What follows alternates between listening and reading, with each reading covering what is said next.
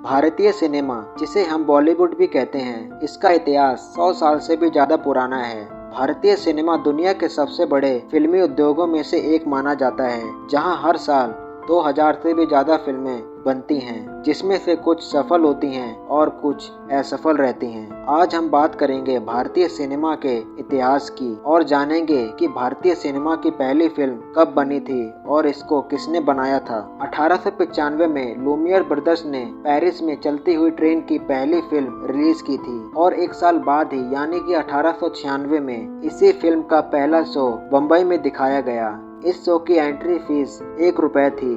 इसी फिल्म के जरिए ही भारत में भारतीय सिनेमा का जन्म होता है। यही वो समय था जब भारत में किसी फिल्म को दिखाया गया था। साल 1913 यह साल भारतीय सिनेमा के लिए बहुत अहम है, क्योंकि इसी साल भारत की पहली फिल्म बनी थी जिसका नाम राजा हरिश्चंद्र था। इस फिल्म को दादा साहब फाल्के ने बनाया था, जिन्हें हम भारतीय सिनेमा का जन्मदाता भी कहते हैं, क्योंकि उन्होंने ही पहली बार भारतीय सिनेमा की नींव रखी थी। 1930 में लगभग 200 से भी ज्यादा फिल्में हर साल बना करती थीं।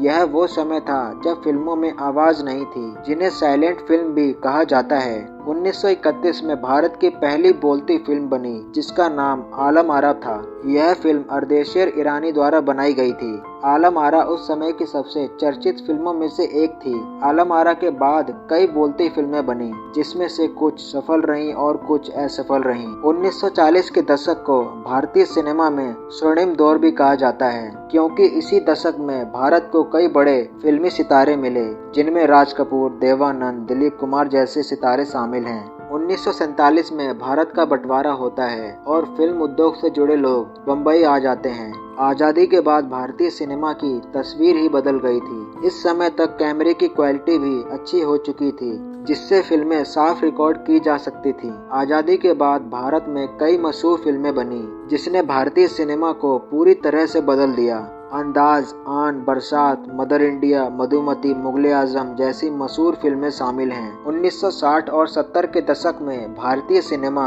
अपने चरम पर था, जहां हर साल 1000 से भी ज्यादा फिल्में बना करती थीं। इस समय तक भारतीय सिनेमा में रंगीन फिल्में भी बनने लगी थीं और टीवी भी हर घर तक पहुंच चुका था। 1980 और 90 में भारतीय सिनेमा में कई तकनीकी बदलाव आए। अब कलर क्वालिटी भी अच्छी हो चुकी थी, माइक भी अच्छे आ चुके थे, जिससे फिल्म बनाने में आसानी हुआ करती थी। इस दौर तक आते आते भारतीय सिनेमा $1 मिलियन का उद्योग बन चुका था।